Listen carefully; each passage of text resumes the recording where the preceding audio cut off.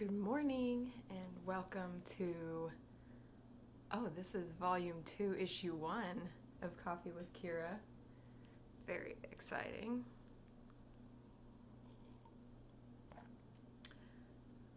We have these little tin, it's blowing out a lot, there we go. Little tin mugs with holiday prints on them. We actually got them last year for Christmas and forgot we had them until like 2 days before Christmas. So it's currently the 27th as I record this. So we're still in the Christmas mode, still enjoying, the tree is still up. I used to be a very tree comes down before New Year's, but then I learned about the liturgical calendar and realized that Christmas tide actually happens between the 25th and January 6th, and now I'm like, as long as it comes down around the 6th, it's fine with me. It's nice. It takes the pressure off of New Year's and the pressure off of getting everything switched over. So that's what I've adopted for myself, and I like it. So I had a very nice Christmas. It was very relaxing and fun, and on Christmas Eve I went hiking with my brother and his girlfriend, and the day was just gorgeous. We went hiking in Upper Park. The water was super high and raging. Our little creek was like a river. It was really, really cool to see. And you know, the overcast sky, it was just a gorgeous day. So had a nice hike, and then we did karaoke into the night on Christmas Eve. Had a great Christmas day. It was a very good weekend. And I got to relax and do some knitting yesterday. So this you all know the pinions shawl by now. This nasty part, and then it's coming together. William Blake. Oh my God, that cat. You've been something else, huh? You want to come say hi? Come here. There he is.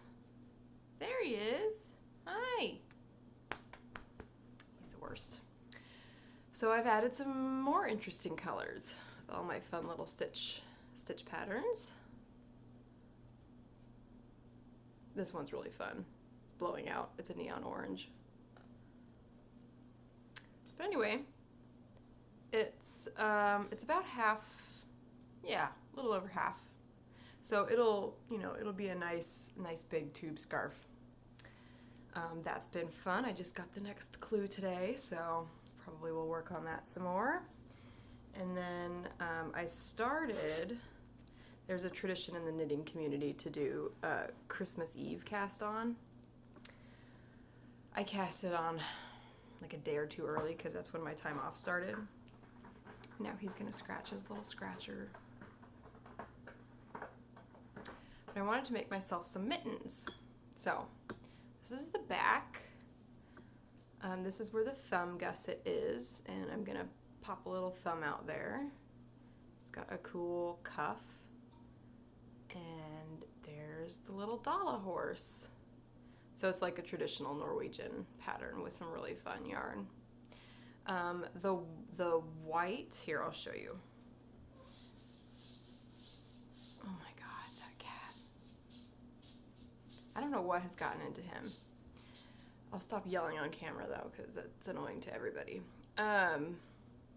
This is the dark. You can see it's still got a lot of light pieces in it. You can see it, coming through here. So actually the pattern shows up really well on camera.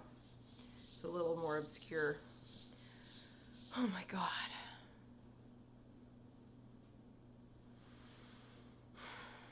It's an exercise in patience. Jamie's trying to help. I appreciate that. And then the white it also has a lot of color in it. So the two of them together, there is contrast generally, which is why you can see the pattern. but like the striping isn't quite as clear just because of all the variation in that yarn. But anyway, it's a really cute pattern. It's fingering weight, which I haven't done. Actually, my sweater is a fingering weight color work. So I can't say I haven't done a lot of fingering weight color work, because I've done a sweater's quantity of it.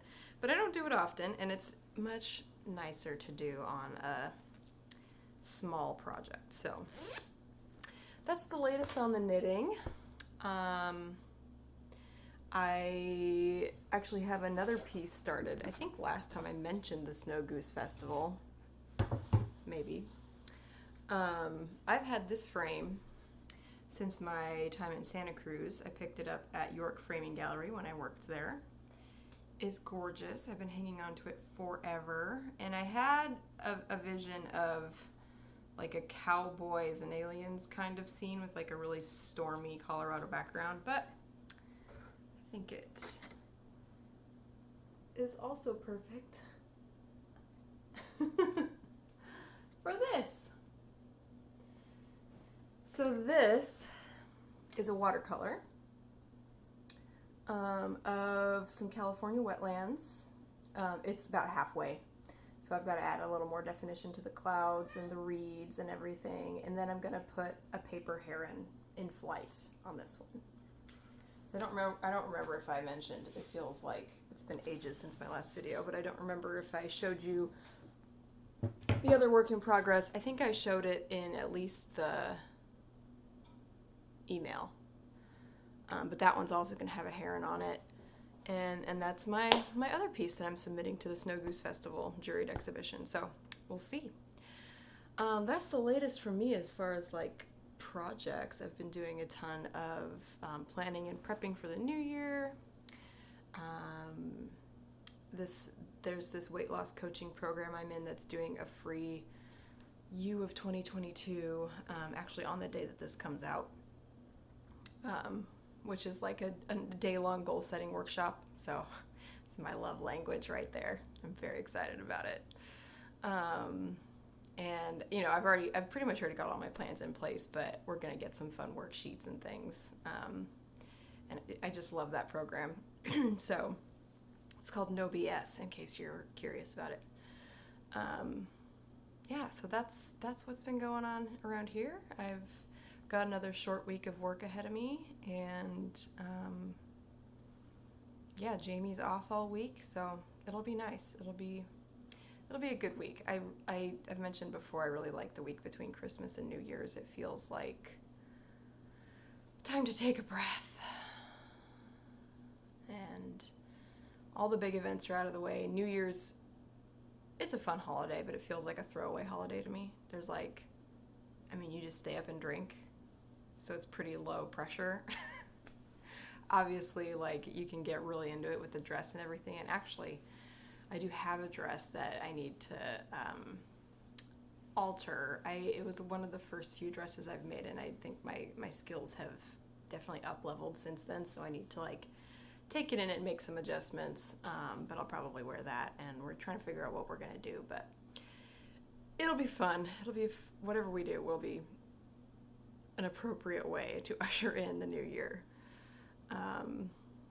Yeah, so with that, I hope that your new year is off to a great start on day 2. Don't be upset if it hasn't, you know, everything hasn't miraculously changed. We've still got the dust of 2020 and 2021 to shake off. And really, these days don't really start the new year with a lot of like, rah gung-ho, like, gonna change everything. It just feels like a clean slate. I love, a fresh notebook, fresh set of planning pages, a fresh blank slate to kind of reset. And that's been a good way for me to look at New Year's, and you get to do that every day. Every day is a clean slate. Every week, every month, every quarter, every hour, every minute, however you choose to mark the time, every reset, happens regularly. That's the way time works. You can always reset. You can always start over.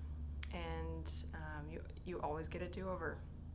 There's, even things that feel like everything has changed and, the damage is irreparable or whatever it is, you always get a do-over, which, there's very, very few things in life that you can't recuperate from and you can't start fresh.